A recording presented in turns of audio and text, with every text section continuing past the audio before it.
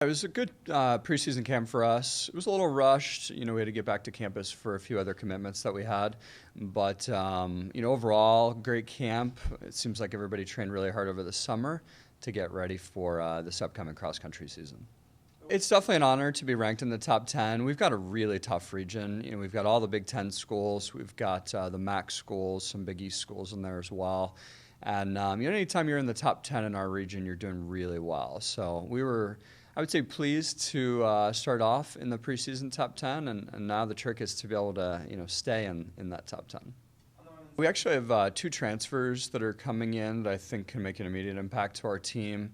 They're both transferring in as juniors. And then the rest of our junior class is also very strong. So Megan Vogel, she should definitely make an impact in the top 5. And then Gina Jenko, she trained really hard this summer. She's poised to have her best season ever here at Xavier. And Allison Sinning, she looks pretty strong. Delaney Burnett, also coming back for her senior year, was in our top 5 last year. So we're really excited about the group that we have as returners, as well as those two transfers coming in. This year for Queen City, we're kind of changing it up. In the past, we've always run our women's varsity team. This year, it's a combination of two different things that we've got going on. One, we've got a little bit of illness on the team that's set us back.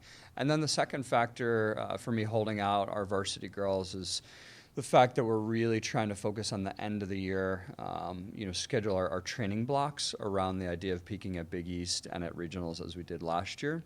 So we're pushing through Queen City, and we're going to run, I would say, more of a B squad at this meet on the women's side.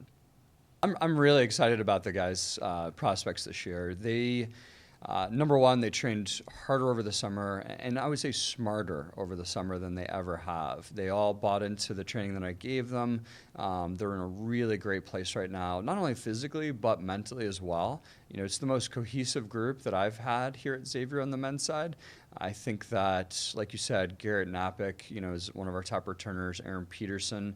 But we've got some sophomores, Mason Moore, he transferred in from Loyola last year.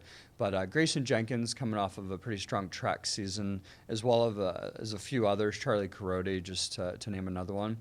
That group of guys, I think we're going to have an outstanding top 5, and it's going to be interesting to see how Grant Pirelli and some of those other mid-distance runners can not only try to fill in that 6-7 role, but maybe even attack for one of those top 5 spots. But I think overall on the men's side, this year should be one of our best seasons ever.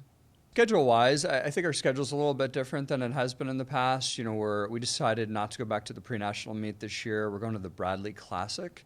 I think they're doing a great job of really establishing an alternative meet for that weekend of schools that are really on the bubble for making NCAAs, but can, I would say when you put those schools together, when they can battle it out for a couple of those at-large points, I think great things will happen. And then also we're going to the Louisville Classic. So great course down there, historically a really solid meet. And we've got some Big East competition that's also heading down there, so it should be a fun one for us leading into the Big East Championship.